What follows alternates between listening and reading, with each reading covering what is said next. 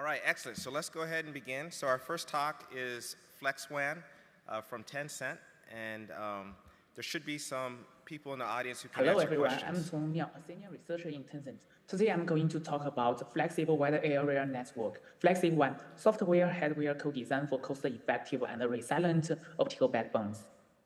Traffic demands on cloud wide area networks are growing rapidly, driven by emerging applications. For example, during the COVID, the WANs support the Tencent meeting application to connect billions of people across the world. The recent popular artificial intelligence model training workload leads to the rapid growth of data center to data center traffic, which also requires WANs for inter-data center connection. Cloud providers respond to traffic growth by augmenting WAN capacity. But how are the WAN capacity augmented, and how are the level 3 WAN capacity provisioned by the level 1 optical backbone? Let me give a simplified example. Assume that we have a level 3 IP link between two data center sites. If we zoom into one end of the IP link, we see that right after the root port, there is a terminal device called optical transponder that converts the signal from the electrical domain to optical wavelength. Then the signal is transmitted in the optical line system through mass, which is further fed into the fiber cable for data transmission. Each wavelength will occupy a specific spectrum in the fiber. The direction of each wavelength is configured in the ROADM. However, long-haul WAN capacity is expensive, introduced by those optical hardware devices, which are billion-dollar assets. Fibers, transponders, equipment in optical line system are the key contributors. In this talk, I will present a novel system that provisions cost-effective WAN capacity while resiliently address network failures. But this is not easy. It's very challenging to achieve this. I'm going to walk you through several important building blocks to achieve this goal. Let me start with the background. Traditional optical backbone is always fixed grid, where all the optical hardware devices run on the same rigid spectrum grid. Specifically, each wavelength generated by optical transponder is bound to a fixed channel spacing of 75 GHz, although it provides three types of wavelengths with different data rates. Accordingly, the equipment in the optical line system provides a fixed passband of 75 GHz. Then we present several existing issues to motivate FlexWAN. The main goal of network operators for optical network is to reduce the hardware costs, such as spectrum usage in fiber and transponder number. On the other hand, network failures are inevitable in the optical backbone, so one should be resilient to network failures. We measure hundreds of optical paths in a large-scale production WAN. A most important observation is that 15% of optical paths are less than 300 kilometers, which is much shorter than the optical reach at 300 gigabits per second. The Shannon-Hartley theorem states that the maximum data rates depend on the channel spacing and the signal noise ratio. Once the length of optic path is short, indicating less noise introduced, thus the SNR is higher, so the signal can be aggressively modulated in a high format to support high data rates like 800 gigabits per second. In practice, extremely high modulation may bring large optical impairs. On the other hand, we could reduce the channel spacing with such high-quality signal. However, only reducing channel spacing does not reduce the transponder number. We then use a representative example to quantify the hardware waste of the existing optical backbone. Assume provisioning 800 gigabits per second WAN capacity at the length of 300 kilometers. For the traditional one, we need 3 pairs of transponders occupying 225 GHz spectrum-wise in the fiber. A more attractive approach is to introduce new type of transponders that provide more data rate per wavelength by increasing channel spacing. For such short distance, we only need 1 pair of transponders occupying 150 GHz spectrum-wide to provide the same WAN capacity, and the same spectrum efficiency is close to 6. Furthermore, optical failures are inevitable, and optical restoration is a recently advanced solution to address fiber cuts. Our measurements of a production WAN shows that 90% of restored optical path is longer than its original path. Existing optical backbone is not effective. For example, when the fiber primary path fails, the wavelength should be reconfigured to the restored path. However, it's 1,200 kilometers, which exceeds the optical reach at 300 gigabits per second. The wavelength should lower its achievable data rate to 200 gigabits per second. Thus, capacity cannot be fully revived, which may affect the network traffic. A more attractive approach is to revive all the capacity, even if the restored path is longer. The flow in fixed optical backbone motivates us to design novel, flexible WAN infrastructure. However, it's not trivial due to both system level and algorithmic challenges. Firstly, existing optical hardware devices operate on a rigid spectrum grid. It's challenging to support extremely high data rates at large spectrum wide. We should introduce the flexible hardware. However, the flexibility as hardware introduces a new practical problem in a multi-vendor optical backbone. Configuring those devices for hundreds of optical paths from multiple vendors is more prone to spectrum-related issues, such as channel conflicts and channel inconsistency. The spectrum issues will eventually lead to the loss of capacity. The flexibility at the optical layer offers a new algorithm problem. It is challenging for cloud providers to choose optimal decisions such as transponder number, transponder formats, with the goal of providing a cost-effective optical backbone at the planning stage. On the other hand, when there is an optical failures, such as fiber cards affecting multiple IP links, it's challenging to provide an optimal restoration plan because there are several options for restoration. Then we present the detailed design and the implementation of FlexWAN. The goal is to design a novel flexible WAN infrastructure. To address the rigid issues, FlexWAN introduced channel spacing variable hardware to effectively utilize spectrum. To address spectrum-related issues, FlexWAN leveraged a centralized controller to coordinated device. To address the algorithmic problems, FlexWAN provides two algorithms that find the best network planning strategy and the optical restoration decision. At the hardware side, we simplify the transponder into a control unit and several key components.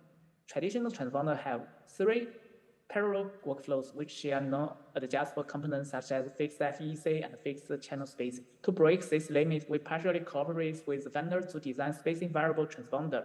The key components in SVT are adjustable. The multiple combination of FEC, channel spacing, and modulation enable to make the best use of spectrum resource to carry the WAN capacity for the distance required. This table shows the detailed parameters of SVT. There are multiple choices according to the length of optical paths, data rates, and signal carries.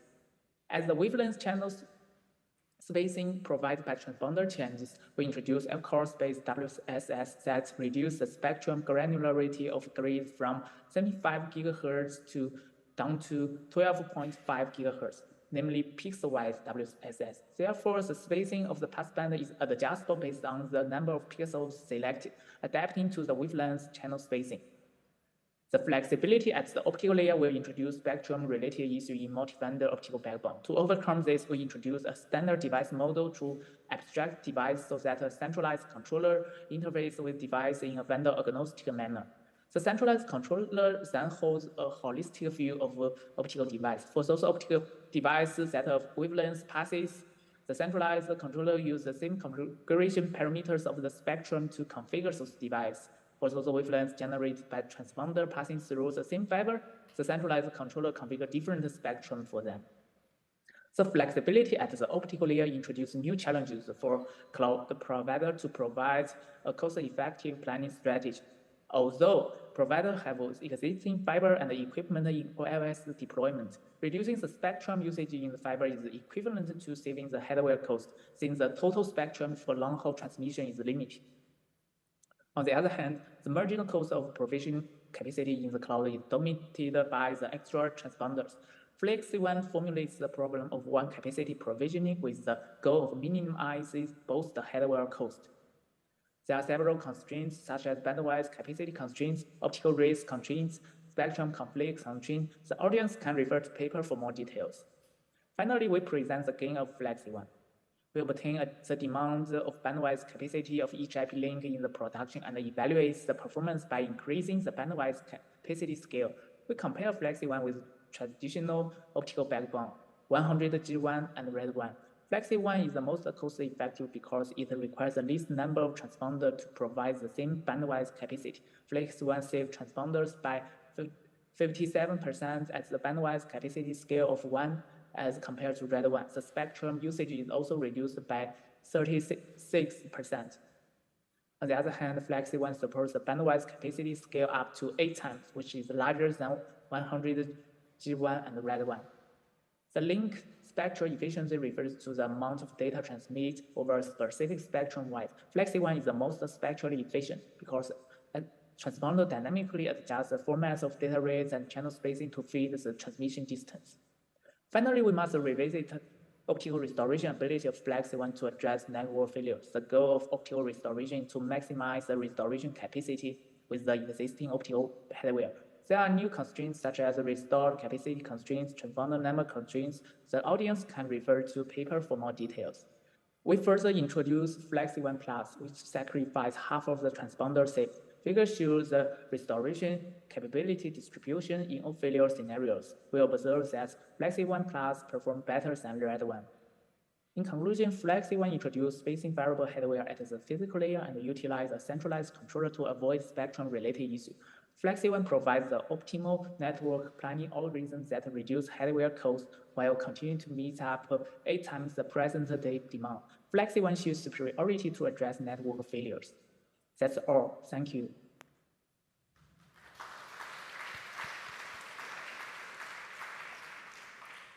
And do we have somebody from Tencent who can answer questions? You can answer questions? Okay, great. And so please raise your hand if there's any question.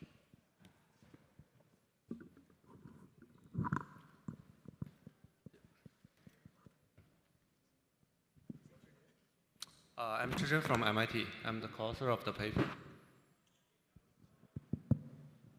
Hi, thank you. Very nice talk, Rachi from Cornell. I'm wondering, how does this compare to the trade-off between spacing and reach and all of that stuff? There's other kind of transponders, like the ones that can do constellation shaping. How does this compare with that? What do you get extra by doing the SVT versus, say, constellation shaping? Thank you. Yes, thanks, Rashi. This is a good question. So basically, in the optical hardware, there are 3 metrics. One is, as you mentioned, the modulation, which given a fixed amount of spectrum, the higher modulation you go, the higher the data rate. And the second metric is how wide we can use the spectrum. So it's like when giving a fixed amount of modulation, the wider the spectrum, also the higher the data rate. So for PCS, you mentioned, it's mostly having a fixed grade of the spectrum by using dynamic modulation so that we can adapt to the data rate. And the technique used in this paper is in the other direction, which is, let's consider we already use PCS, which is the maximum modulation. Can we make the spectrum to be adjustable? Like in some cases, it's 12.5 gigahertz, sometimes it's 15 gigahertz, sometimes it's 100 gigahertz, so that we can use this flexibility to adapt to different data rates that the user is demanding. Any other question? Yep. Okay, one more. Let me hand this to you. I know in prior work that when you move to a higher modulation scheme, one of the risks was that there would be sudden degradation and it would take some time to go back to the lower modulation scheme. Is that still a problem here? Yeah, that's a good question. Actually, this paper is trying to argue when we are going to a higher modulation, we can overcome the risk you mentioned by enlarging the spectrum. By having a wider spectrum, you don't risk about suffering from data loss or higher the risk of the higher modulation. So that's the main claim of the paper, which is let's have a dynamic bandwidth in the spectrum. Let's thank the speaker one more time.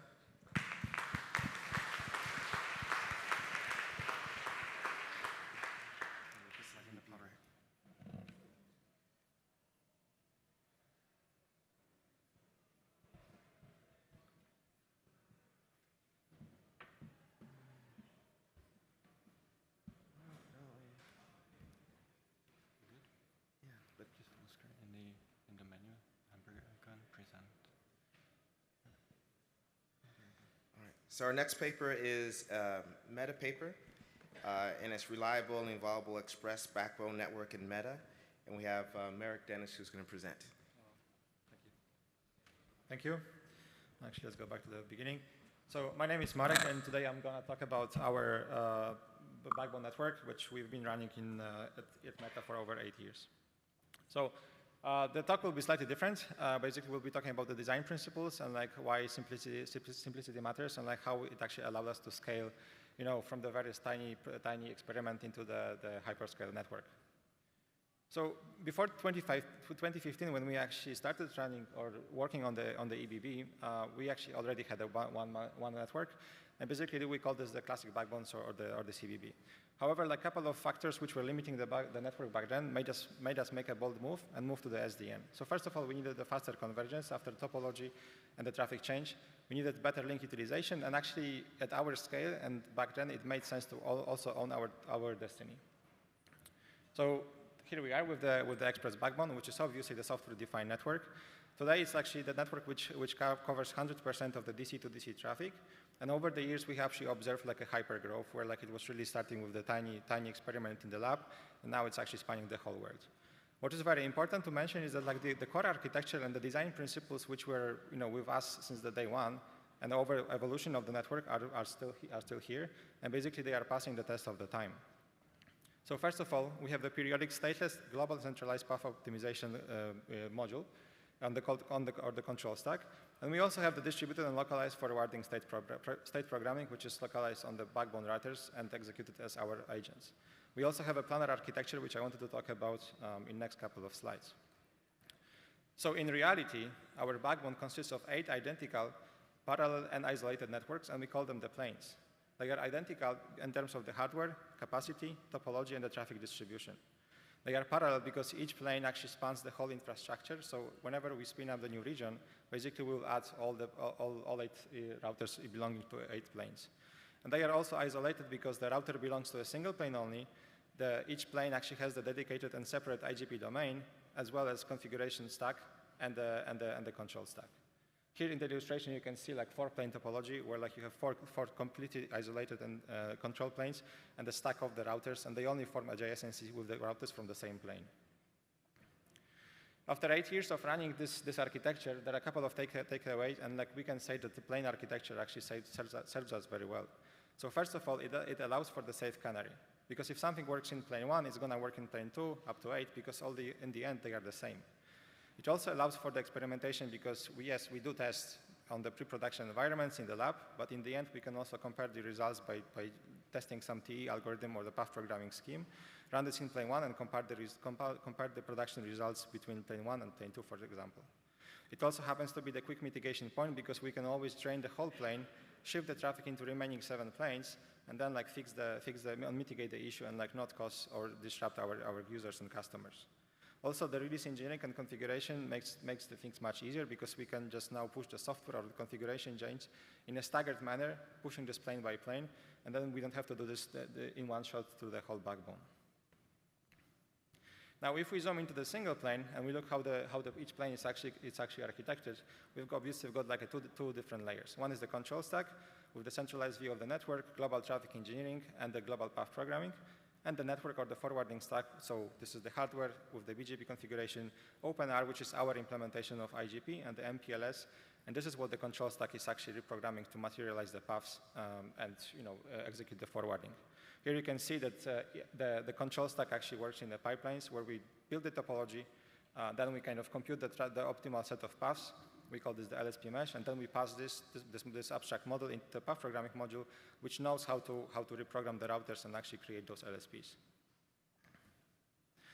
So I mentioned that one of the design principles is the global and local optimization and the failure recovery. So first of all, with the simplicity in mind, we are actually just asking the controller to reprogram all the paths and reprogram the whole LSP mesh every 60 seconds. So the controller is doing this, pulling the topology and reprogramming, and it will do exactly the same thing 60 seconds later. It doesn't look back, it doesn't re-optimize some of the paths, it just pulls the topology, the demands from the TM service, and basically just recomputes everything from scratch. Now, what happens if there is a topology or topology change in this so-called T.5 minute? Let's say there is a link flap or a fiber cut. Basically, in reality, what the controller computes during the standard programming cycle is the set of the primary paths for each side pair, as well as backup paths, and this is what it programs on the local agents on the routers.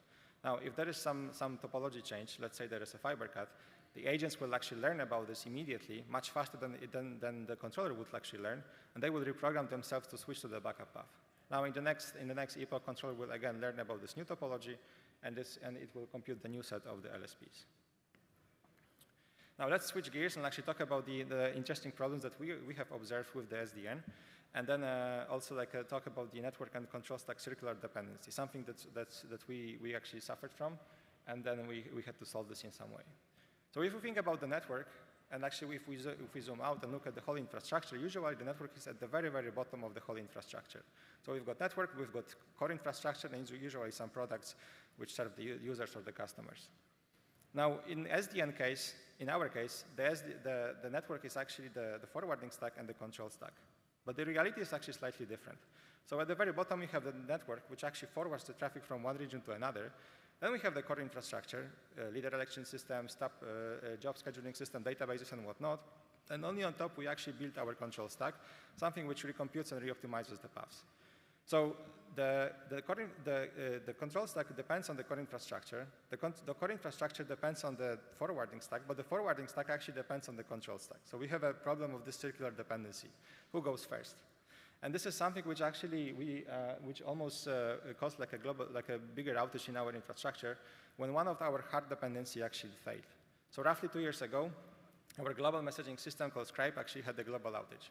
Shortly after this start, we noticed that all our production controllers stopped reprogramming the backbone routers.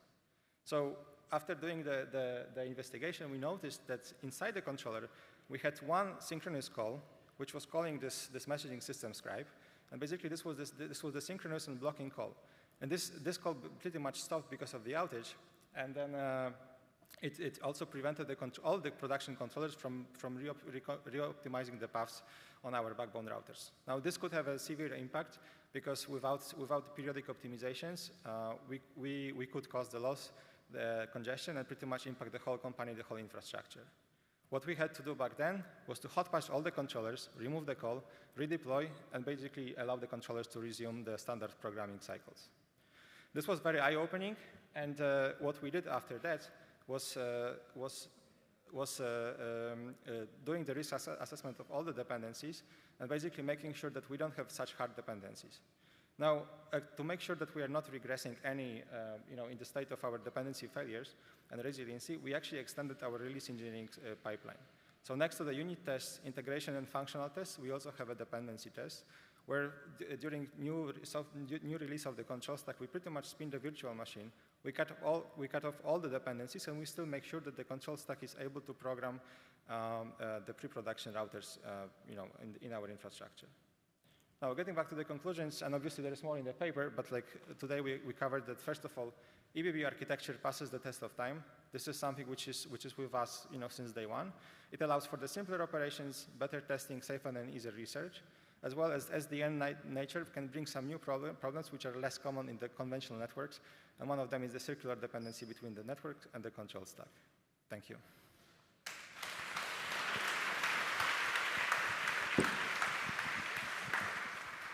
All right, any questions?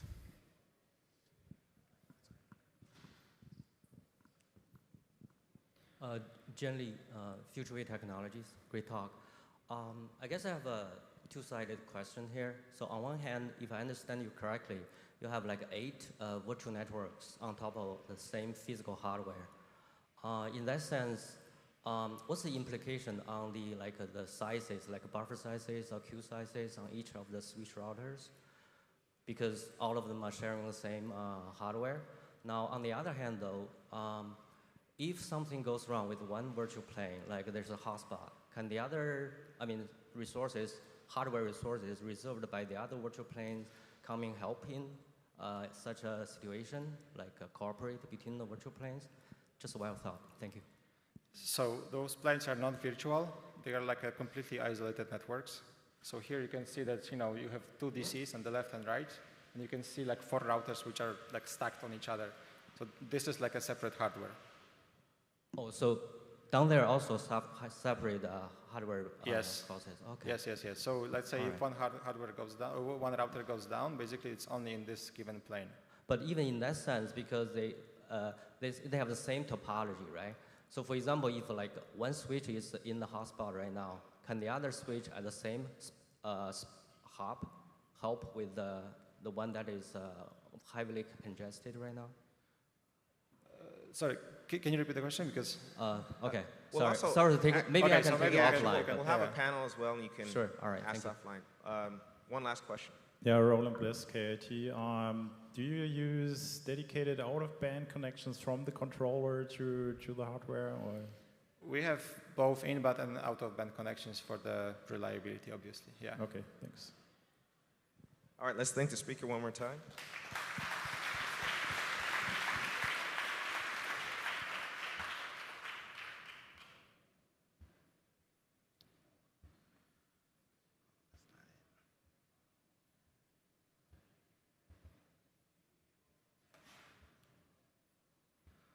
All right, so we have our second meta paper for the session.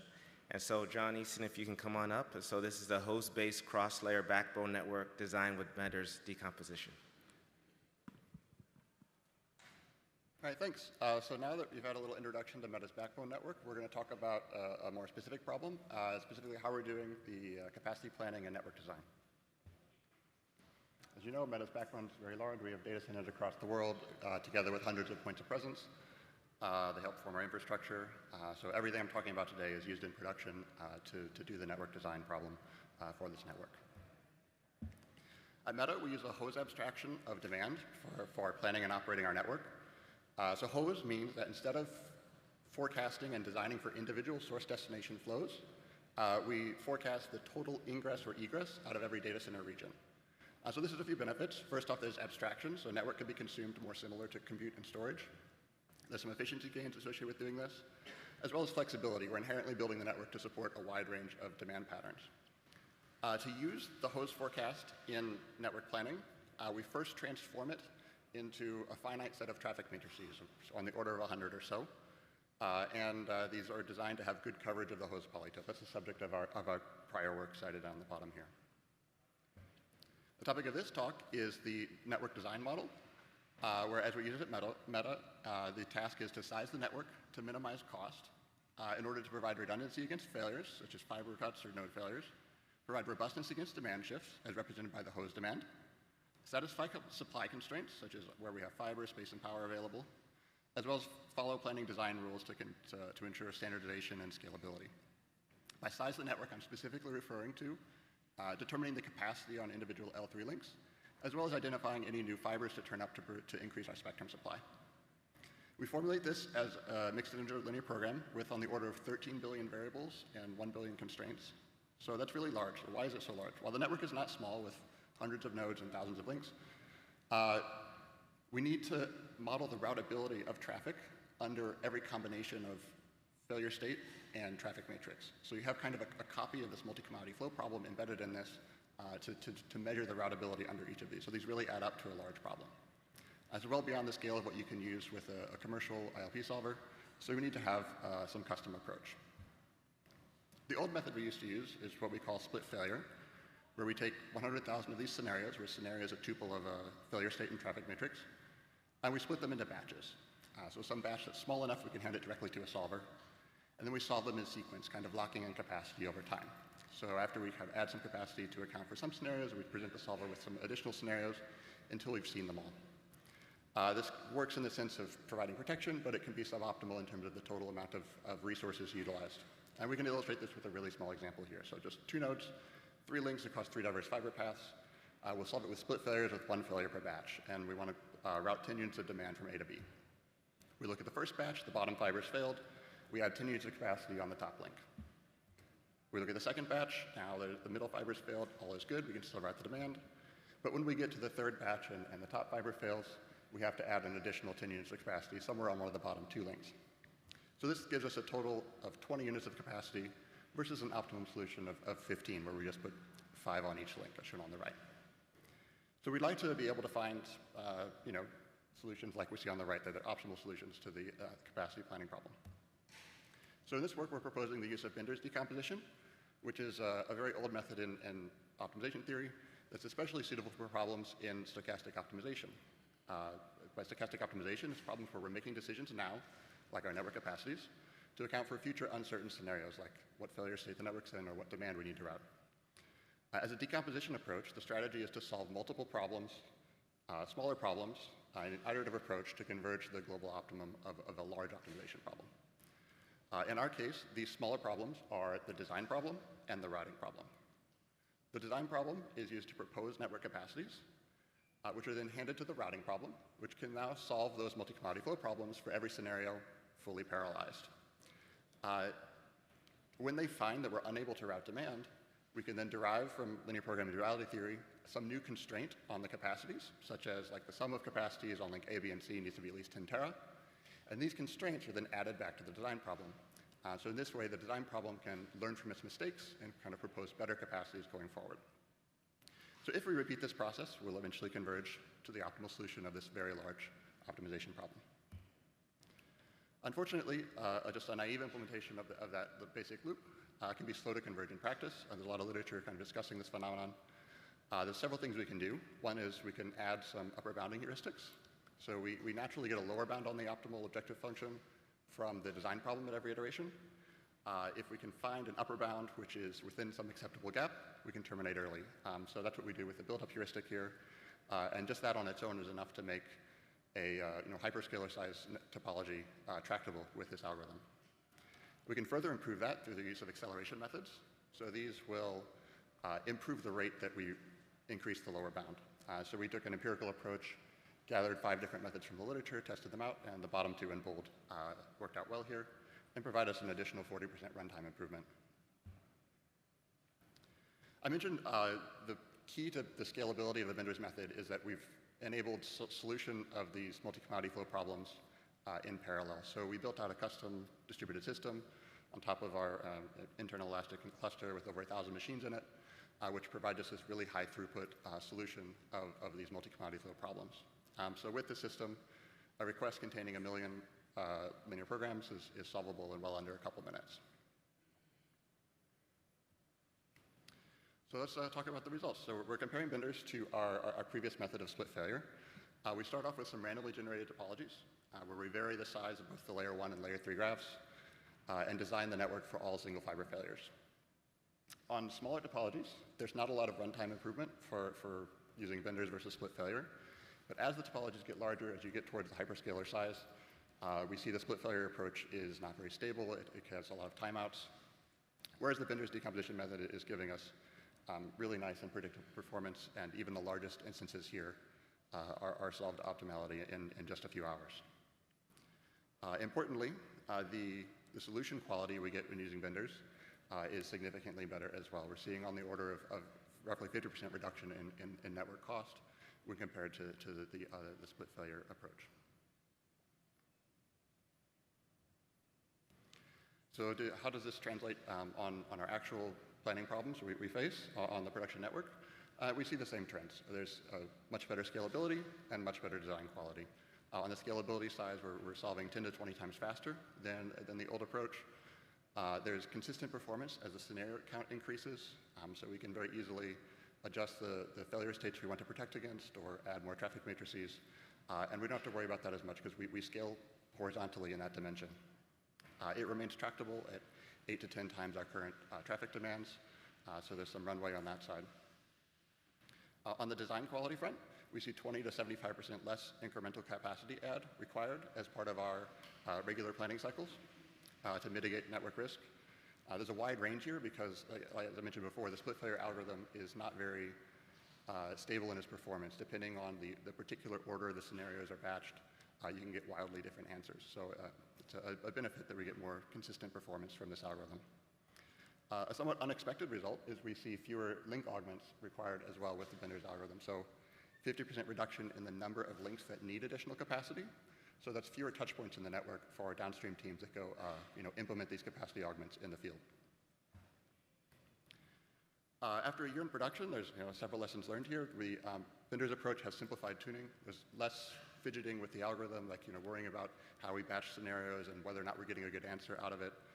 The scalability challenge are certainly less. They're still here, but they're now kind of translated more into software problems that we're making sure that our back-end distributed system is growing and keeping pace with the increasing size of the network. But comprehensive monitoring and logging has kind of helped us keep ahead of that. And finally, having global optimal solutions is nice. Besides less capacity, less spectrum utilization, there's just generally more trust in the solutions we're getting out of here, less worrying about, is this network design really what I want, or is it some kind of artifact of the algorithm I use to get it? So that's been very, very helpful.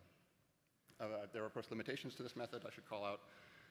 The design problem is a sync point. It's not easily parallelized, so it could become a scaling bottleneck. We do require that the failure states to be protected are specified up front. And finally, both benders and split failure do benefit from a simplified spectrum model where we've abstracted away the problem of contention and wavelength assignment to be handled as kind of a post-processing step. So with that, I'll kind of wrap things up. We're presented how benders decomposition can be used to solve the cross-layer network design problem in a parallelizable and horizontally scalable way. If you'd like to see more details, please, I welcome you to take a look at the paper, and I'll be happy to answer any questions.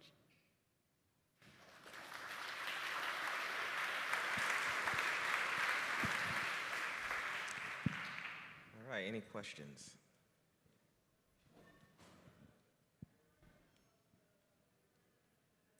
I actually have a quick clarifying question. I wasn't sure the granularity that you're running this. So the previous talk said every minute they're recalculating everything. Are you doing something like that?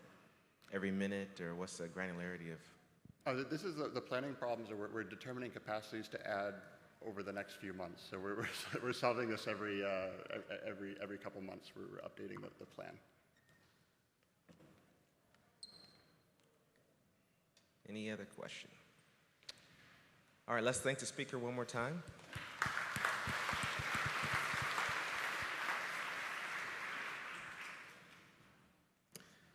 So quick announcement, if you have a poster and you have not set it up yet, please go set it up right now. We'll start right at 11 o'clock, so go set up your poster.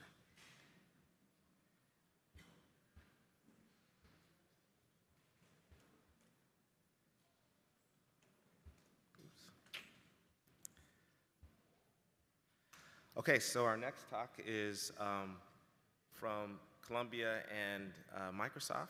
And so we have Tom Koch, who's presenting. He is a senior student. He'll be graduating and on the market. So if you're looking for new great people, he is available. Painter, go ahead. Can I have the microphone? Sure.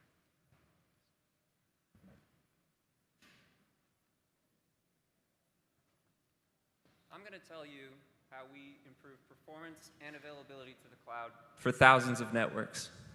And I'm going to start by painting a picture for you of a changing enterprise landscape, where before, services were often hosted locally on the enterprise premises, which was simple because everything was under the control of a single domain, but it was also inefficient and expensive to upgrade.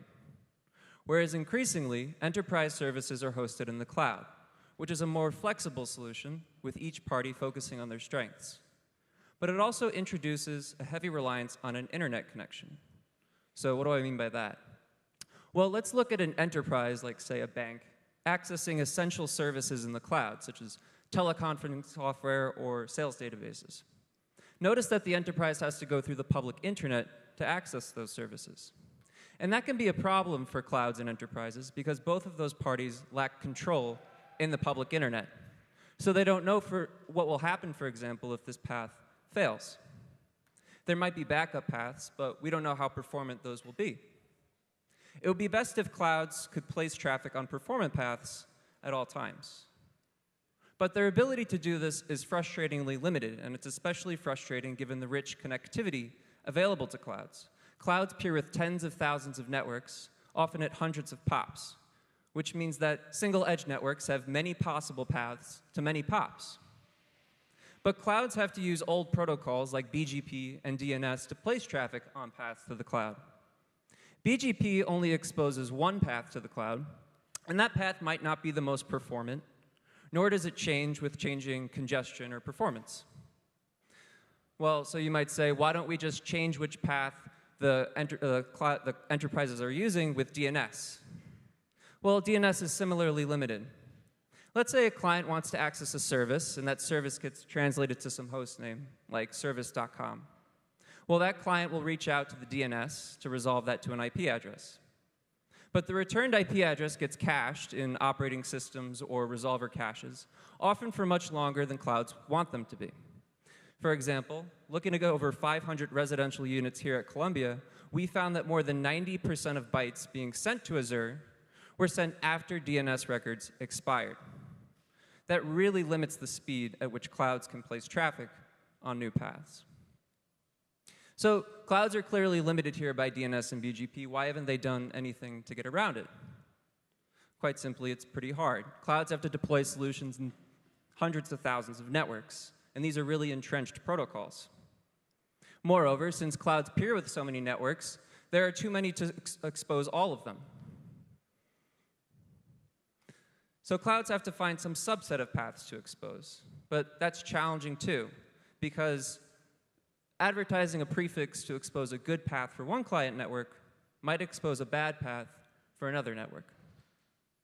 So in the following slides, we're going to discuss how we solve these key challenges, and we're going to start with the challenge of deployment. We noticed the following common setup in an enterprise network. Enterprises often have NFV controlling appliances in their network managing enterprise traffic. For example, load balancing traffic among their various internet service providers, or treating different service traffic in different ways. And these appliances have very fine control. They often configure these appliances using interfaces and frameworks already integrated with the cloud. So our proposal is that cloud should manage these appliances on behalf of the enterprise, thus gaining control of this fine-grained traffic management capability. Having that capability here in the enterprise then gives them control in the enterprise and in the cloud. And so that introduces the first component of our system, Painter, and specifically Painter Edge. Painter Edge nodes live on these appliances in enterprise networks, measuring path performances and reachabilities and placing traffic on them as they see fit. So now the question remains of, well, which paths should we expose from the cloud for these Painter Edge devices? And it's challenging to compute these paths because we have to compute them over hundreds of thousands of networks and tens of thousands of peerings, which is millions of paths. So how do we do this? Well, that introduces the second component of our system, Painter Cloud. It uses the following key ideas to compute best paths to expose. And the first of those is selectivity in who we advertise prefixes to. The key idea is that if we only advertise to a subset of peers and providers, we limit the paths that BGP has to choose from. And in particular, if we advertise to expose the good subset of paths, then BGP can only choose from that subset. So here we're advertising to the two peers and providers shown in orange, and so BGP has to select from those paths. The second key idea we use is prefix reuse. That is, we re-advertise prefixes from as many POPs as possible, thus getting a lot of benefit, exposing a lot of low latency paths with just a single prefix. A problem this could introduce, though, is the following, where since BGP is not performance aware, clients might start taking circuitous paths to the cloud. So to account for this, what we do is we try to realize when these cases are happening, and note them down, and recompute advertisement strategies over time that still manage to offer low latency paths to clients. So here a potential solution might be to instead advertise a prefix from a POP closer to the client, giving them a low latency path. So Painter Cloud uses these to globally compute the best prefixes to advertise, giving all of these Painter Edge appliances low latency options. Painter Edge then measures its available path options and places traffic on the best paths.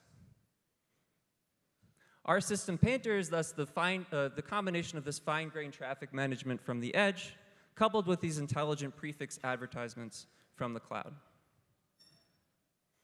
And we went and deployed Painter using the peering testbed, which is now available on Vultr Cloud. Peering lets experiments advertise their own prefixes to more than 10,000 peerings at 30 POPs. So in purple stars are the POPs at which we deployed Painter, and in orange are the networks we probed. We were advertising real IP prefixes from these POPs, manipulating routes back to the cloud. And so let me show you how we use this deployment to provide both maximum availability and performance from the perspective of a single edge network. So we're going to show real latencies using real advertisements in the internet, in addition to a simulated POP failure from the perspective of a single network.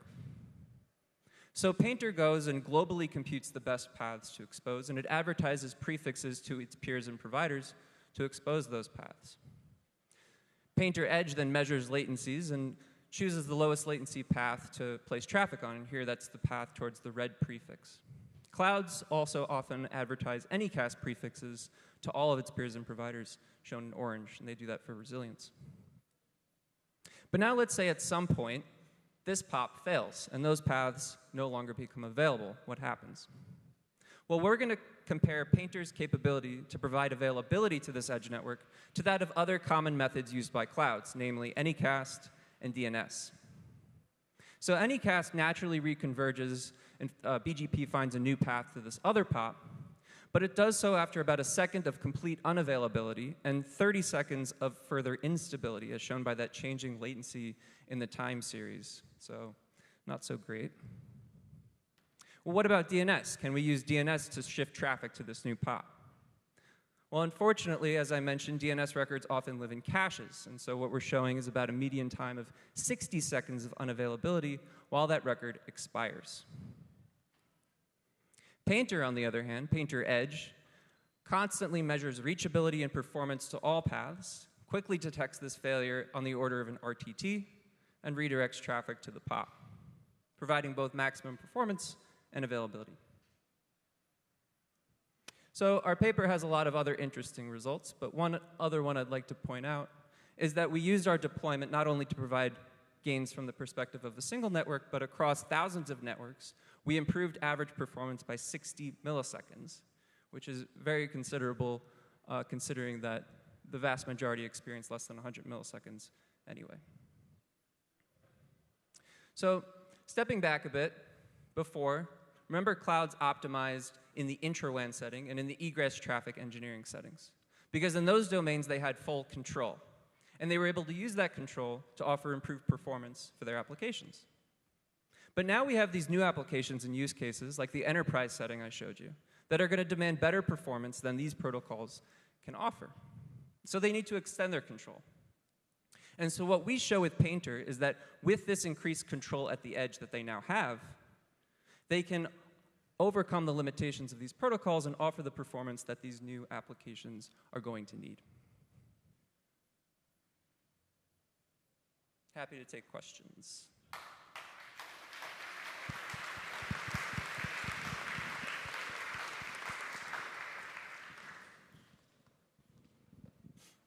Hi, thank you. Nice talk. Shihan Lim from Duke University. I have a question about your experience. That in your in this system, you need a Painter edge at the enterprise side, right? But when you are running the experience, what kind of edge you use to conduct your evaluation and experiment? That's a good question. So we split the evaluation into two parts. We built a prototype using FlexWAN, which is like an open sourced SD-WAN software. And then we used the peering testbed to evaluate the latency gains and other characteristics that you could only evaluate in the real internet. Okay, thank you. And I have a second question. So do you expect this system can apply to the user side instead of the enterprise side? For example, as a normal user, for example, if in Duke University we don't have such an edge device, can we apply this system? Yeah, that's a great question. So we see Painter Edge as kind of this general thing where if you have more control near the edge, near a client network, then you can apply Painter-like principles. And so this enterprise setting that I showed you is something that matters to clouds increasingly. But there are other technologies that you could use, for example, multipath transport technologies. There are growing numbers of proxies near edge networks, and so those offer nice points for control. Thank you. Great work.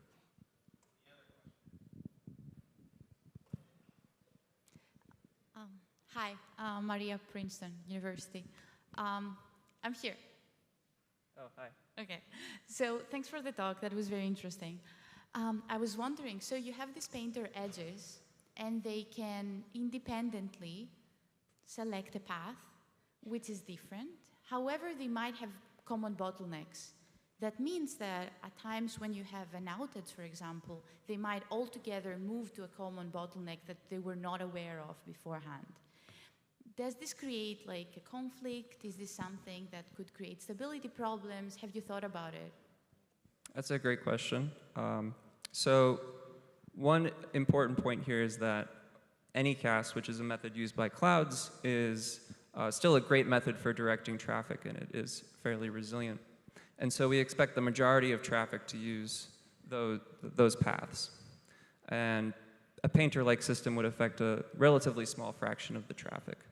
But also, clouds also have other systems for addressing things like link failure.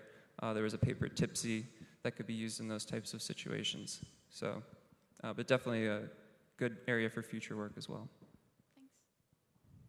Thanks. Let's thank the speaker again.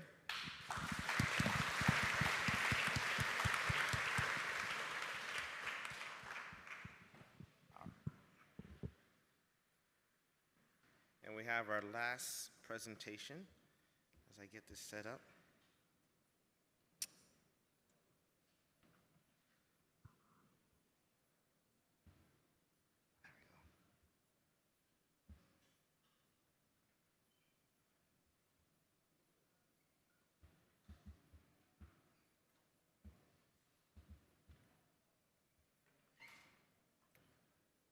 All right, so our last presentation is a collaboration between Harvard, Cornell, and Microsoft. The presenter is Zhiying, who's a senior 6-year PhD student and will be graduating looking for opportunities.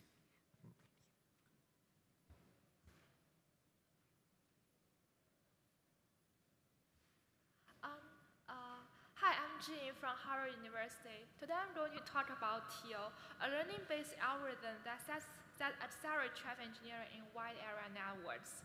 This is a joint work with Francis from Microsoft Research, Rachi, Justin, and Sasha from Cornell, and as well as my PhD advisor, Ming Lan. First, what is a wide area networks? The Inter-Data Center Wide Area Networks is a network that connects data centers worldwide.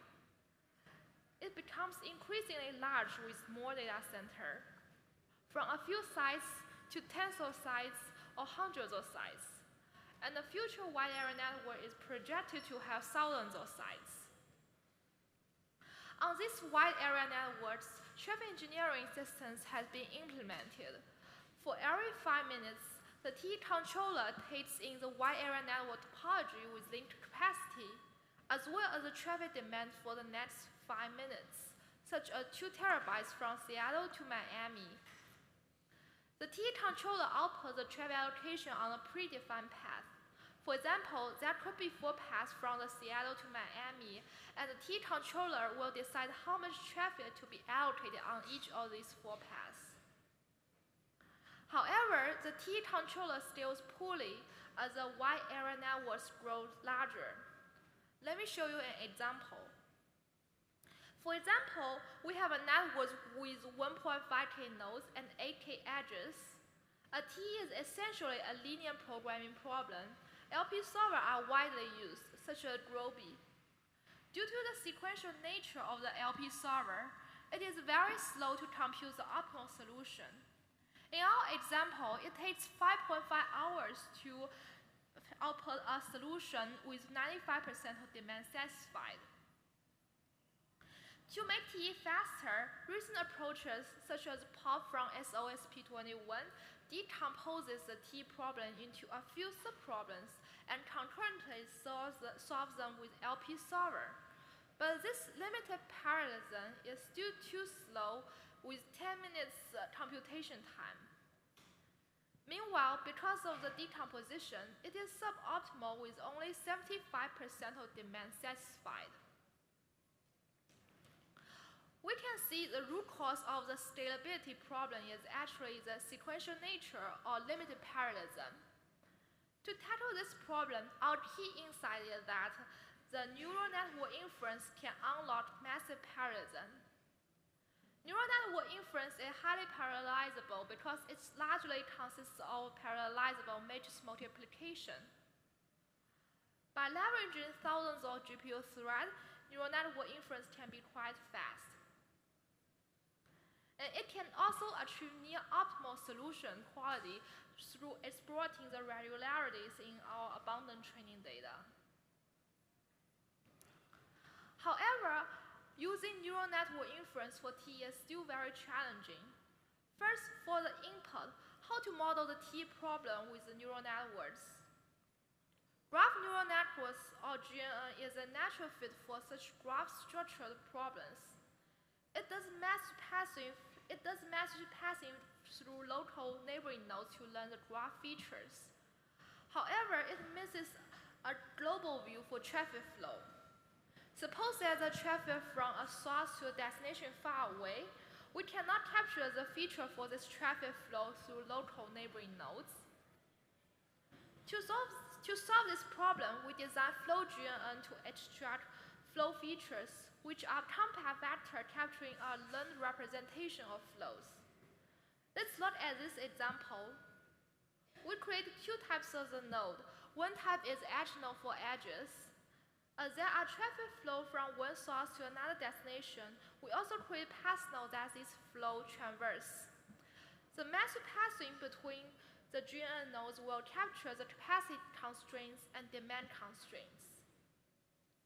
If an edge is on the path, we will create a massive passing between the corresponding edge node and path node. In the massive passing, edge node will send capacity information to the path node, and path node will send back allocation information. In this way, we cannot mimic the capacity constraints for the flows. There is also another massive passing between the path node from the same source and same destination in order to mimic the demand to be allocated on all these paths.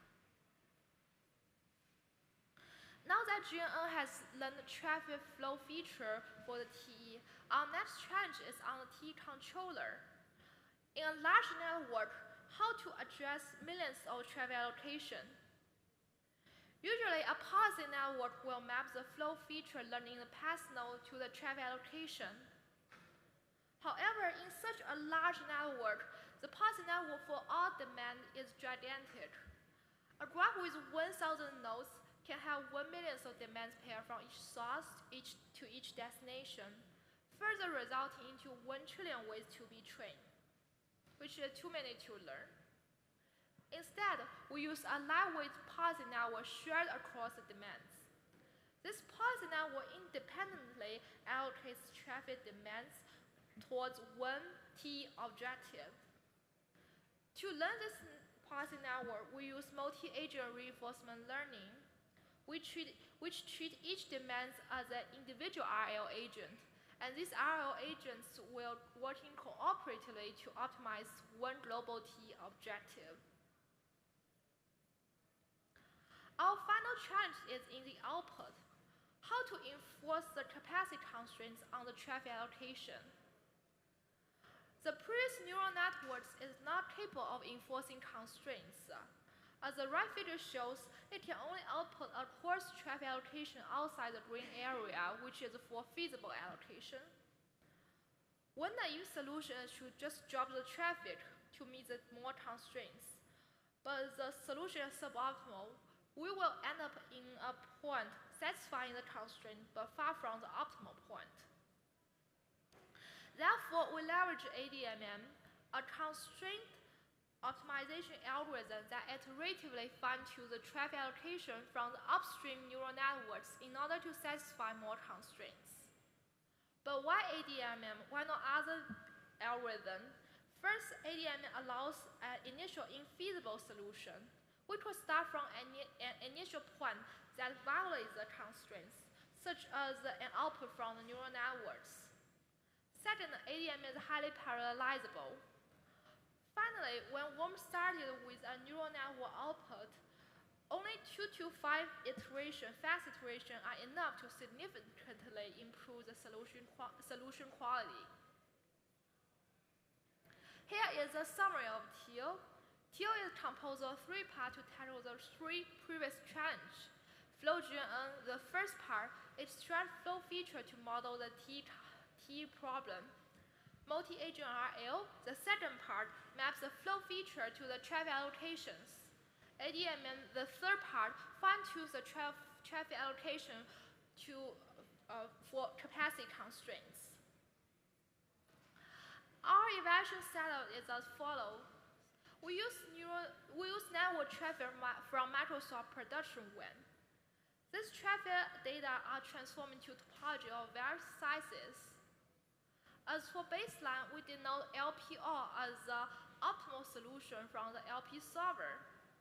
Since LP solver can be quite slow, another baseline LP top allocates top 10% of demand with LP server and pins the remaining 90% of demands onto the shortest path.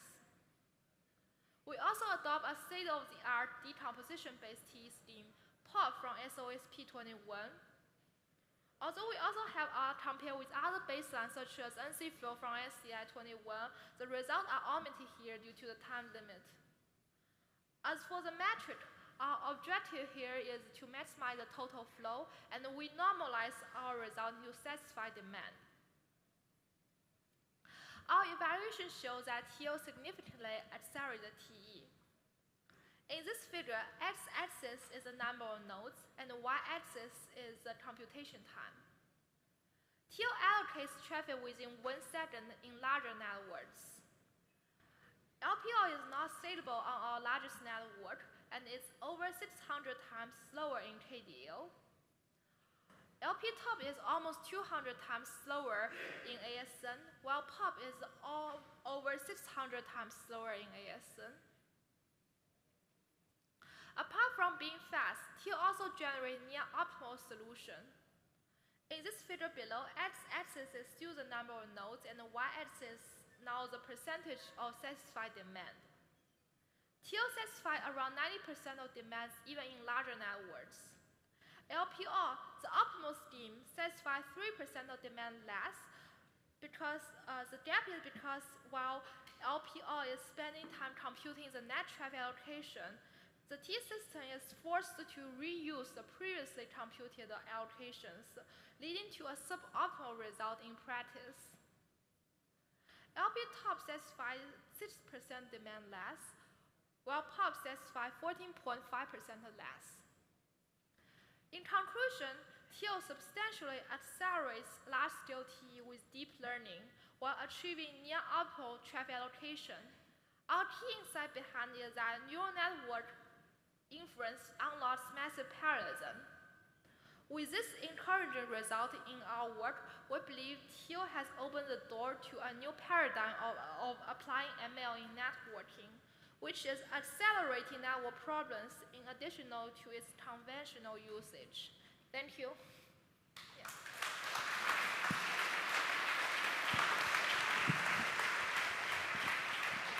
All right. A couple questions. Yeah, very quickly, this is SIGCOMM'23 from Meta. Great presentation. I was wondering, so you can verify whether the solution is satisfying on the demands or not very quickly, right? But if it doesn't satisfy, how do you know that it just spit out a garbage path and there is actual, or is it the case that there are nothing can be done to satisfy it? In other way of saying it, it's not guaranteed to be optimal, right? But how do we know that it's actually finding a feasible solution at that point? So you mean when it doesn't satisfy, how do we know? How do we debug this, basically?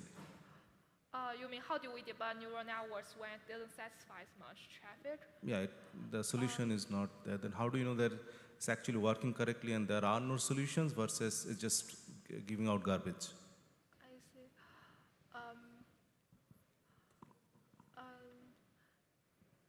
So one way is to just looking at the reason for not satisfying the enough demand, whether it's too many traffic allocation violation or just we didn't allocate enough traffic.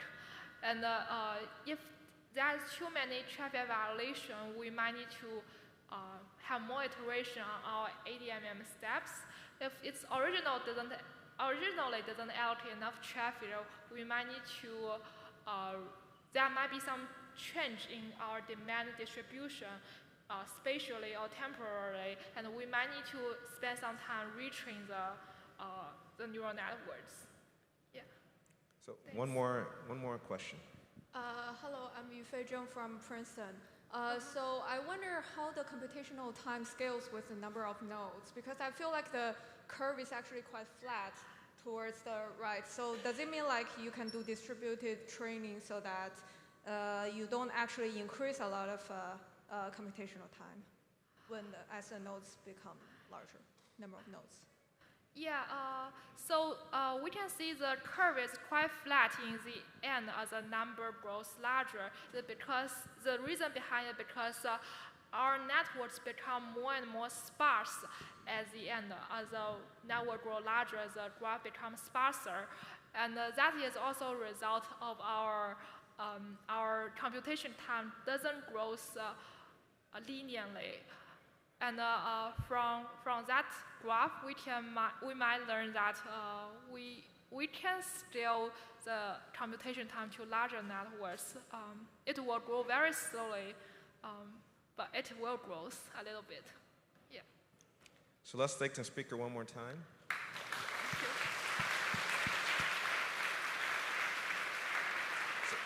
So actually, don't run. We're going to go into a panel session, just about 6-7 minutes. So if I invite all the speakers up, come to the stage. And they can ask each other questions, and also we can ask questions from the audience. So I'll hand the mic to each other.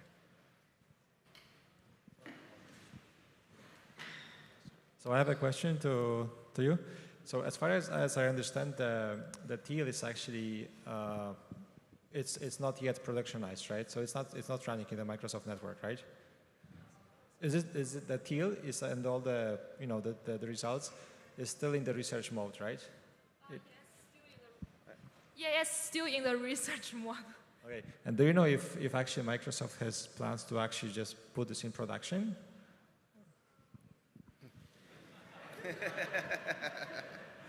Anybody from Microsoft?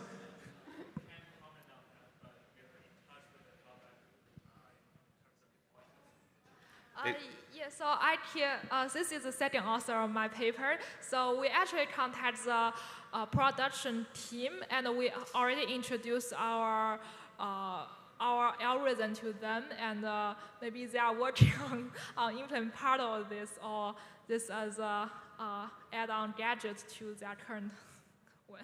Thank you. Actually, I had a quick question for Tom. That was one cloud that you showed. Is there any issue if I have all the clouds, so Amazon, Google, Microsoft, IBM, Oracle? Do I have to have an edge appliance or something for each one? Is there any issue, conflict, or interference? That's a good question. And it's a relevant question because businesses do use different clouds for different things. We haven't thought of ways in which to coordinate among multiple clouds, but my intuition is it would be difficult to enable that coordination. One thing I will say is that those edge devices that I had up on the screen enable very flexible policies. So the enterprise and cloud or clouds can coordinate on what those policies should be in a very flexible, expressive way. So it's very possible.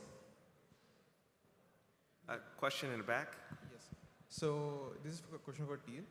I'm from UCSB, Satyendra from UCSB. So regarding the embeddings that I've learned using the Microsoft's data center, how generalizable are they to other data centers? You mean how generalizable are these two? Which? Yes. So for instance, the weights will be trained for using the traffic from one particular data center, right? So if I were to change the data center, I would like to transfer this particular model to some other data center. How generalizable are these weights?